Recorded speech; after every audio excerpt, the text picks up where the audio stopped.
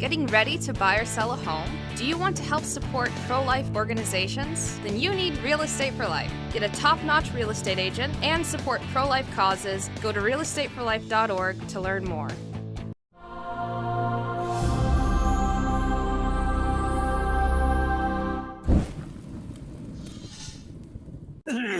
Where your treasure is, there is your heart. In the name of the Father, and of the Son, and the Holy Spirit. Amen. Today we celebrate the feast day in this diocese. It's a second-class feast day of St. Edward the Confessor, the last of the Anglo-Saxon kings in the 11th century. St. Edward was a very holy king, of course, did much for the church, and he was the one who built Westminster Abbey, the church that we have today in London. He was a very good, holy man who, again, reminds us about the importance of the church and the state working together.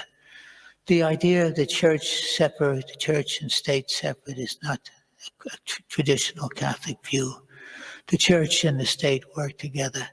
And this is proven by those many, many years of English history in which we had great saints, great kings, and saintly kings like St. Edward, and how much good was done for the church.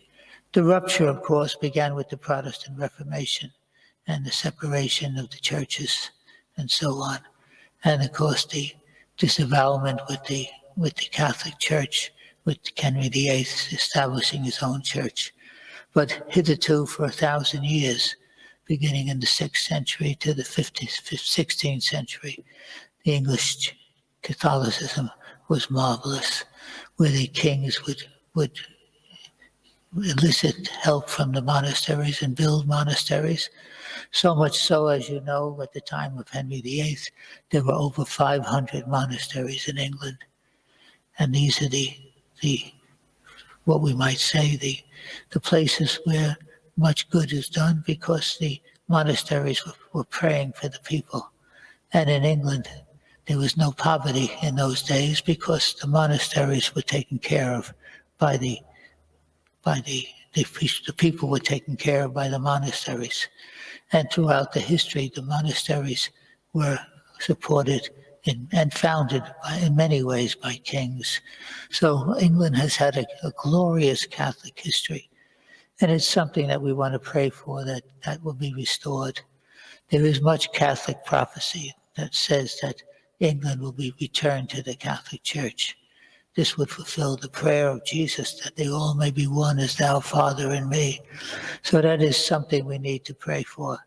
And of course, we've seen a great revival of this in the last 2 centuries, where many, many converts have come over to the church, Catholic Church, from the Anglican Church.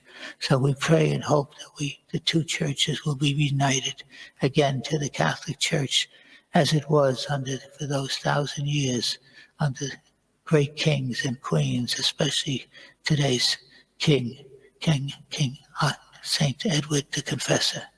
Let us pray the Holy Rosary for this intention. And let us pray always for sinners, because Our Lady said that many souls will go to hell because no one prays and sacrifices for them. May the Lord bless you.